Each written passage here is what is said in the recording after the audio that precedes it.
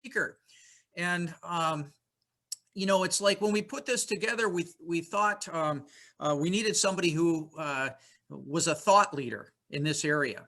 And so, in thinking about August Ball, she certainly is that. Um, but something about that term, as I was working it in my mind, didn't seem to do justice, because she's more than a thought leader. She's a doer leader as well.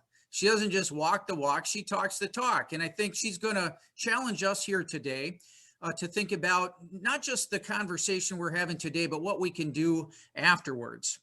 She is the founder and CEO of Cream City Conservation.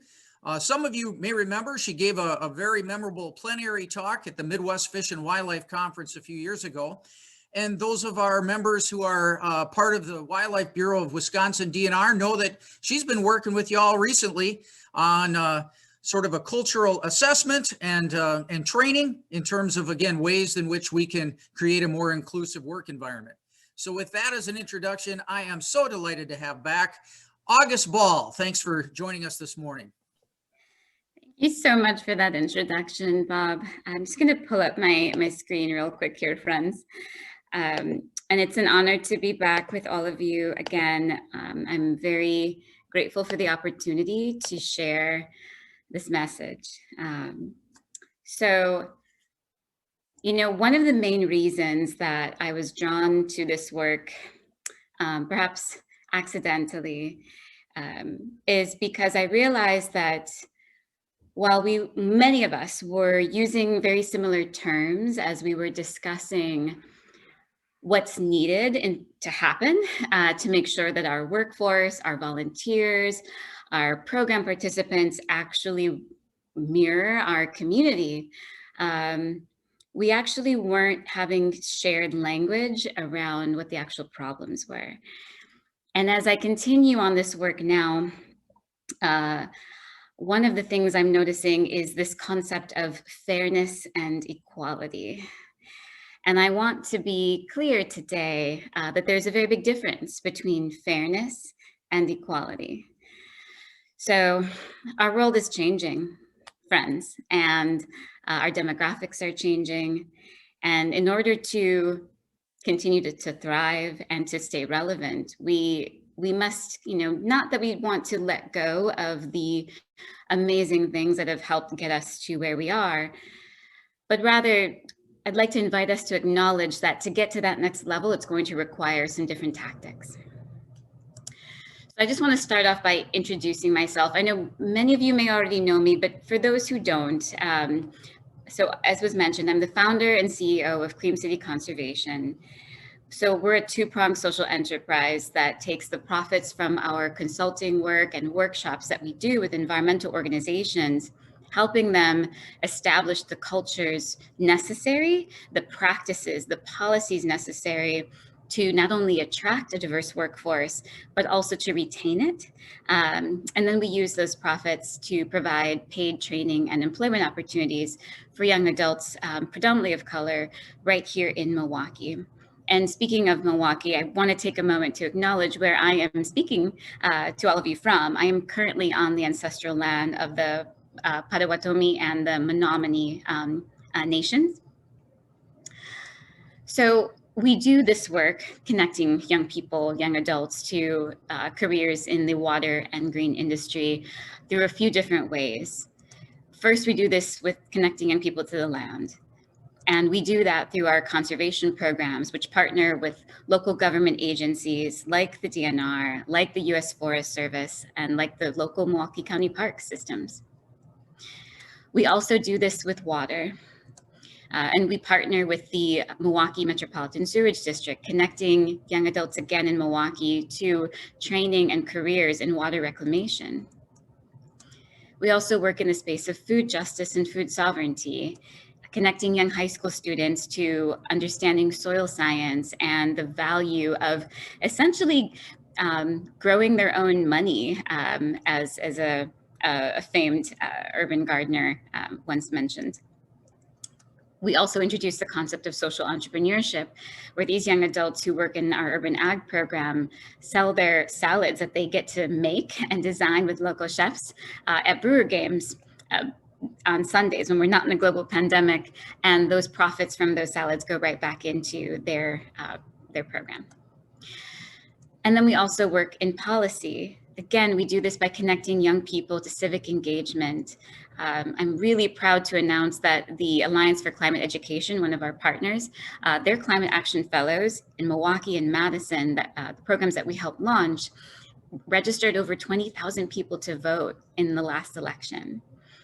Amazing people power. And these young adults are holding their elected officials accountable to protecting their future and to protecting our environment for generations to come.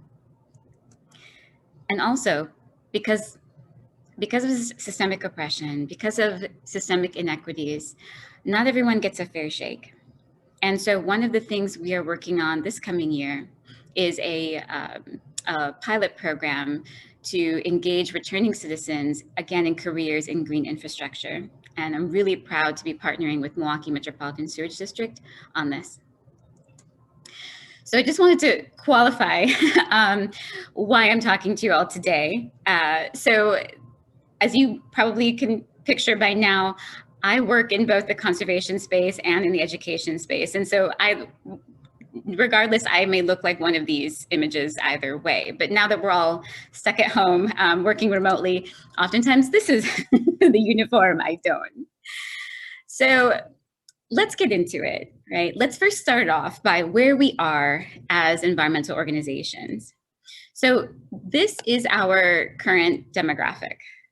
We are roughly around 12 to 15% POC, people of color in the environmental industry as of 2014.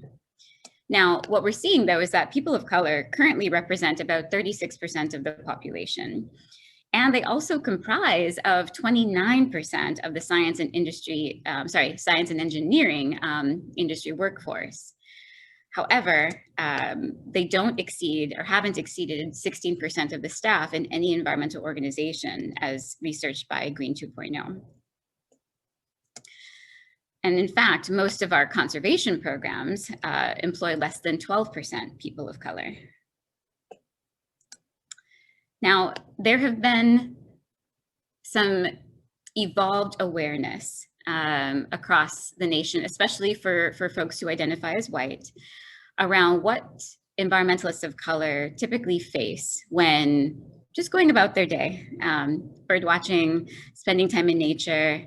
And while this is not new to people of color, it is in a way refreshing to actually see some of the eyes of white individuals open up to see that maybe there's some truth to what we've all been saying all along, that as much as we would like to be in the outdoors, it's not always a safe space for people of color.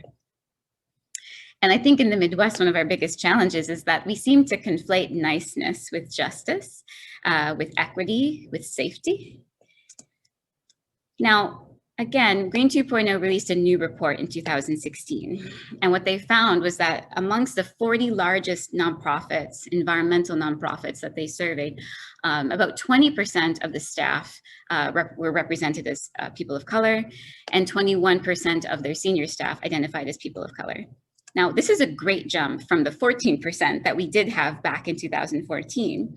And I want to believe that the media coverage around the social inequities and the violence, quite frankly, that people of color have been experiencing led to some changes in practice, mindsets that have produced organizations that, even if they're not doing this work perfectly, and quite frankly, who is, there have been steps taken to address some of these concerns and to make the world of work in the green industry more accessible, safer, and to really comb through some of our practices and policies that might be unduly burdening certain individuals. Now, while those numbers might be good, when we compare that to the tech industry, which also faces some very similar challenges, we can see that 40% of the tech industry staff and 17% of their executives are people of color. So that then begs the question, what's going on with us? In fact, in contrast, Most environmental foundations saw a significant decrease in their staff of color within 1 year alone in 2018. They saw their executives of color decrease from 33% to 4% in 1 year. Now, a lot of things happened in 2018. So based on this, it's not so much that we are failing to attract a diverse candidate pool. We see the numbers are rising. The problem, though, is that we are not actually retaining that talent we've so painstakingly worked to obtain. And that's really unfortunate, because when we look at voters of color, time and time again, we see that they actually care more about environmental issues than whites. Whether it's pollution of our waterways, climate change, toxins and pesticides in our food and drinking water, pollution of our oceans, loss of working farms and ranches, loss of habitat for fish and wildlife, loss of natural areas and public green space. Time and time again, community members of color report higher concern and they vote accordingly. And it's really no surprise why this is.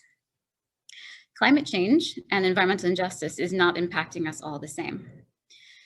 The reality is, and I just want to pause here. Am I delayed, friends? I want to make sure you all are hearing me okay. Sounds good. Oh, perfect. Okay, good. So again, another reason why this is the population we really should be engaging the most is that they have the most firsthand experience with environmental injustice across the board. But let's start with air, right? 71% of Blacks, 50% of Latinx people, and 31% of whites are breathing polluted air. In fact, when it comes to overall pollution exposure, Blacks are exposed to 56% more pollution, and Latinx people are exposed to 63% more pollution than they both cause. And yet whites are exposed to 17% less pollution than they cause. Now, environmental racism can be defined as any government or industry action or failure to act that has a negative environmental impact, which disproportionately harms, whether it's intentional or not, individuals, groups, or communities based on race or color. And we have many examples of this, right? The medical waste incinerators of Chester, Pennsylvania, the pig farm overflows in North Carolina, Cancer Alley in Louisiana, which, by the way, continues to have new incinerators erected due to the way our current laws are set up. Toxic Donut with our neighbors in Chicago. And right here in Wisconsin, Truax Field, where firefighters and military personnel are dumping PFAS into the groundwater of residents. Now, where did we go wrong, right? Where are we going wrong here? Well, research shows that one of the key reasons we've failed to diversify our industry is unconscious bias.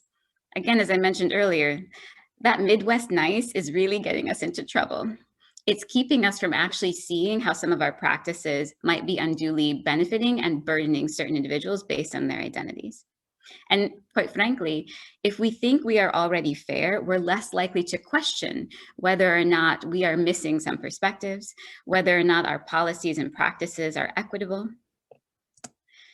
The other is that we practice insular hiring and insular recruiting. Now, of course, I hire people all the time as well. I get it, right? If you've hired someone, typically you'd like to, and you like them, you typically want to bring in more people who are just like them. And therefore, most of us rely on referrals to promote different job openings. But here's the thing, friends. If I were to ask you right now to write down the names of the top 10 people you spend the most amount of time with, when we're not in a global pandemic, of course, who are not related to you, more often than not, those individuals would not only be of similar age, similar sexual orientation, similar gender, similar level of formal education, similar race, similar political ideology, probably similar, religious practices or lack thereof. And so that creates this environment where we are essentially recruiting clones of ourselves and promoting this, reality of groupthink and lockstep. And quite frankly, discrimination, right? Many DNRs across the nation ask questions such as, do you hunt or fish in an interview? Implying that to be a great employee of the DNR, you should be one of those people, right? But hunters and fishers are not the only stakeholders of the DNR, right? So if we're only looking for a particular type, a particular culture fit, if you will, we're going to end up with blind spots. The other reason that we have failed to move the needle as far along as I think we should have by now, given our significant amount of resources and information of what to do, is there's just, quite frankly, a lackluster effort in actually taking action. In fact, with Green 2.0's research, when they asked environmental organizations if they cared about addressing their diversity crisis in their workforce, around 70 plus of them said yes, but when asked, would you be willing to do anything about it? Like, what steps are you taking, or what steps would you be willing to take? Only 48% of them said they'd actually be willing to do anything about the problem. The other aspect is that there's just frankly disinterest in addressing diversity crises. So what I mean by this is that we still have a huge population among us that do not see the connection between diversifying our workforce and diversifying our volunteer base, diversifying our program participants with the actual work of conservation and preservation, right? So if we don't yet understand how those two things are interdependent on one another, it's going to be very hard to create buy-in and taking action, because it's going to be perceived as mission drift. But as I mentioned earlier, our population is changing. By 2040, 2045, over half of our population is going to consist of people of color. And friends, if we don't start fostering a love affair with nature amongst these new individuals who are joining our communities, if we don't make sure that everyone feels that the outdoors is a space that they can recreate in, if we don't foster a collective belief that it is our responsibility as humans to protect public green space and our waters and biodiversity, we are going to foster a generation that will not vote to protect these areas, that will not support efforts to pay for the conservation of these spaces and these entities, and then it will be too late. So I want to just share here some of these other aspects, and Secretary Cole spoke to access being one of the key factors in contributing to the lack of representation, but of people of color rather in our industry. And I also want to just highlight that there have been deliberate policies that have produced inequities and hindered access for folks. And these are policies that we've actually been taught to uphold pretty high through our formal education system. So one is the Social Security Act, right? This belief that this was a public assistance program that provided a safety net for millions of workers. But what's often not discussed is that this explicitly excluded domestic wage workers, which were typically farm workers and maids, and that disproportionately impacted the Black population, because during this time, 75% of the Black population held these particular roles, these jobs, these careers. The Wagner Act. Now, we understand this to be labor unions, right? Protecting millions of folks and allowing them to move up into the middle class, right? And many of us utilize union practices in our organizations because we think they are typically fair, and we think that they will help us mitigate bias. But what we actually have found out is that dominant unions discriminated against Blacks. And the American Federation of Labor successfully lobbied against the prohibition of being able to racially discriminate. So these union practices that so many of our government entities are utilizing and required and mandated to use are actually helping to produce the problem of lack of inequities. And I'll give you an example of how this shows up.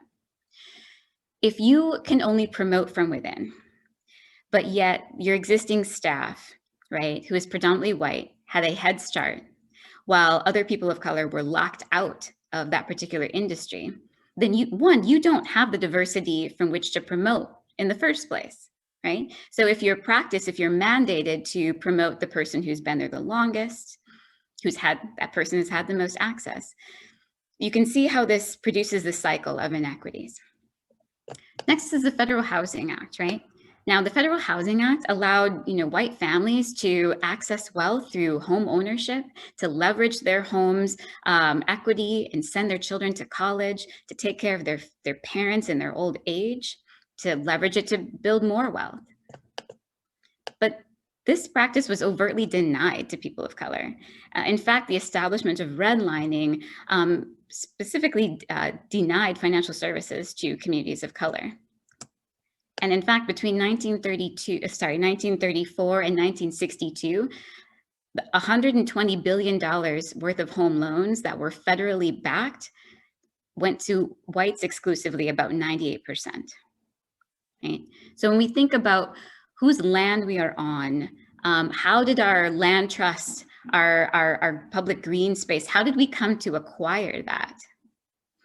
What means produced that, right? Those of us who are so proud of the fact that we come from generations of farmers who have X number of acres of land, how did your family get that land? At what cost? Now, if you're not familiar with redlining, just to clarify here, this is the practice that happened across the nation where lenders discredited loaning to particular neighborhoods based on the racial demographics of the inhabitants. This also meant that if you were a person of color, you were oftentimes restricted to redlined areas of where you could purchase. And here's the catch-22, right? You're only allowed as a person of color to purchase within a certain neighborhood, but you can't qualify for a mortgage for that neighborhood. In fact, today, 91% of the areas that were classified as blue and green, those best-in-class neighborhoods in the 1930s, still remain to this day 85% white and middle to upper class. Now, this went on legally until 1968. And as we know, just because something became law one year doesn't mean that got implemented right away. And a lot of these practices that were once covert have now become very overt.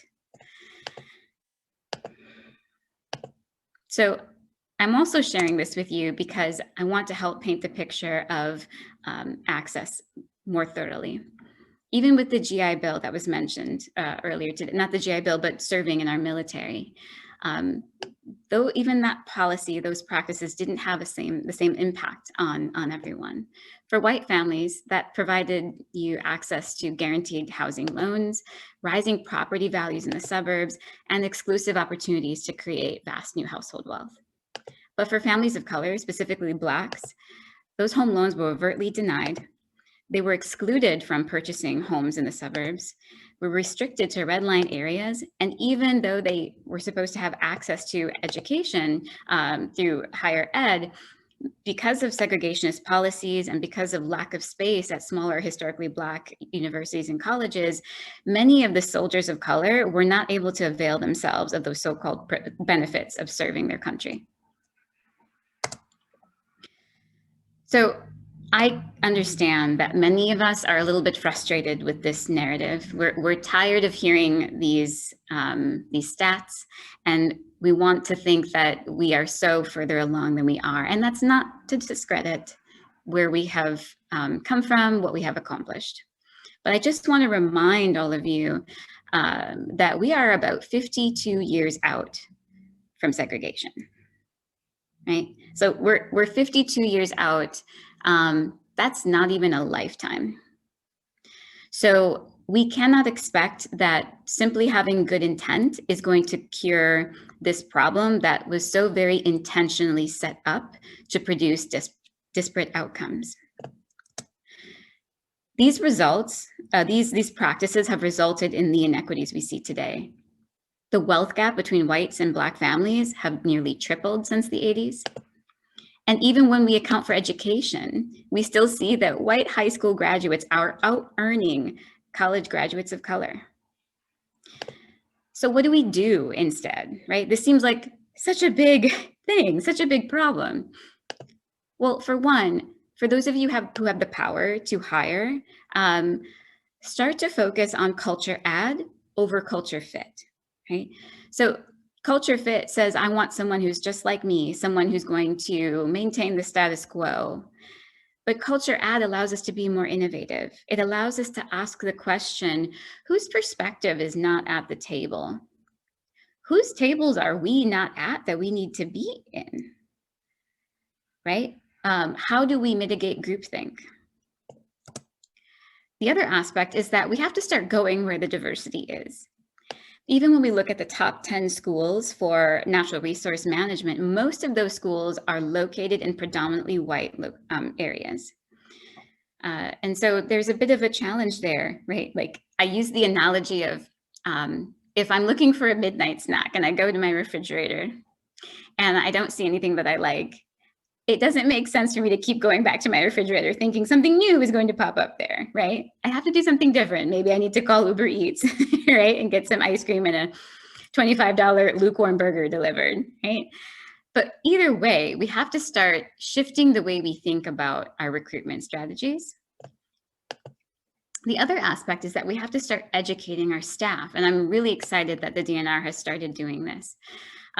Educating our staff on unconscious bias, on microaggressions, on the history and the current events that have led to this problem. Because if I can be really honest, friends, a lot of us have some very deeply held beliefs and perspectives that are based on information that we're actually not that literate in. And it's not because we're not smart people. It's simply because we are products of our formal education system, which is a part of the problem. So when we are talking about fostering a love for wildlife, for public green space, for protecting our waterways, we have to keep in mind that we all value these things, but we might be talking about them from a different perspective, right?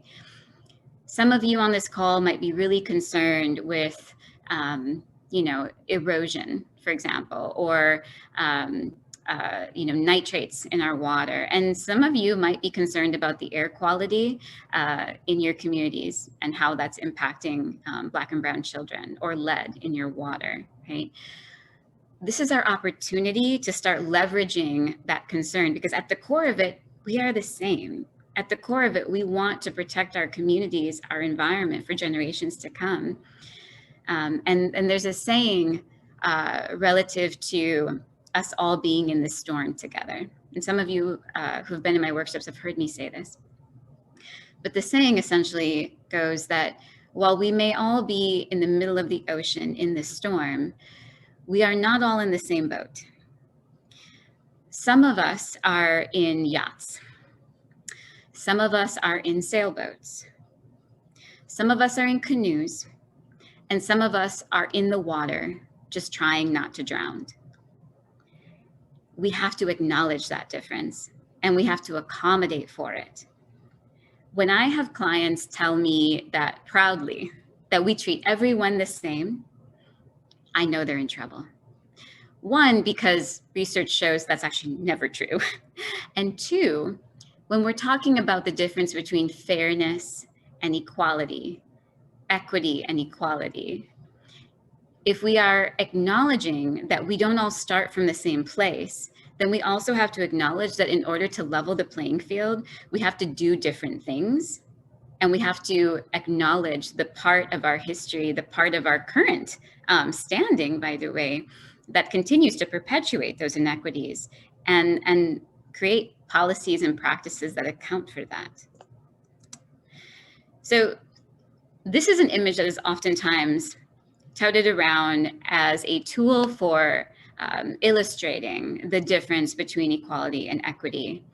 And I really, really, really dislike this image because it primarily perpetuates the false belief that the reason we need equity in our organizations is because those who are underrepresented just simply aren't capable enough to be a part of our organizations on their own, right?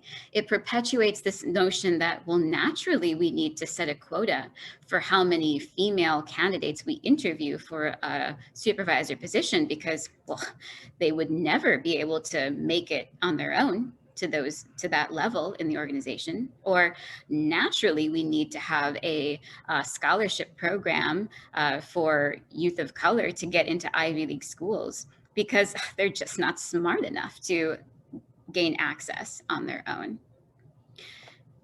And this also, friends, translates into stereotype threat, into imposter syndrome for the folks who are marginalized with their identities and do make it into the ranks of our organizations.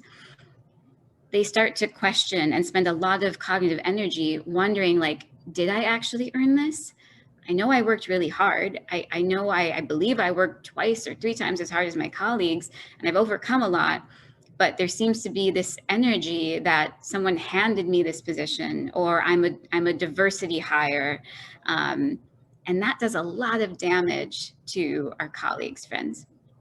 And it doesn't allow us to show up in the best way that we could be showing up. I like this image better because it actually showcases the true problem. It's not that we have different capabilities. We are all capable. We're just not starting from the same place, right? From no fault of our own. And for those who are on a higher level field, again, no one's blaming you for this, right? We're not saying feel bad that your great-great-grandfather, owned 47 acres of land. We're just saying, can we at least acknowledge that that not everyone had those same opportunities? If we can at least acknowledge that, right? Without personalizing it, we can acknowledge that inequities exist and some of us benefit from them and some of us don't. But that this is something we can solve, right? This is not just a natural way of being. Another example of this is this concept of crabs in a barrel, right? That well, you don't have to worry about certain groups of people becoming a success because, like crabs in a barrel, they will pull each other down. So here's some food for thought. The natural habitat for crabs is not in a barrel. So what are we going to do about that, right? We have to acknowledge the full picture when we are making judgments and making decisions.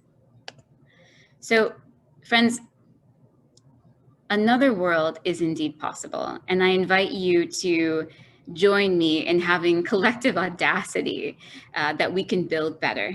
Because the inequities that we see today were intentionally built by humans. None of us, we weren't around then, but still, we either benefit from them or we perpetuate them.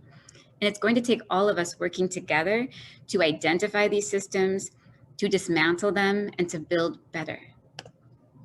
We can foster a sense of land ethic and land stewardship in our young people.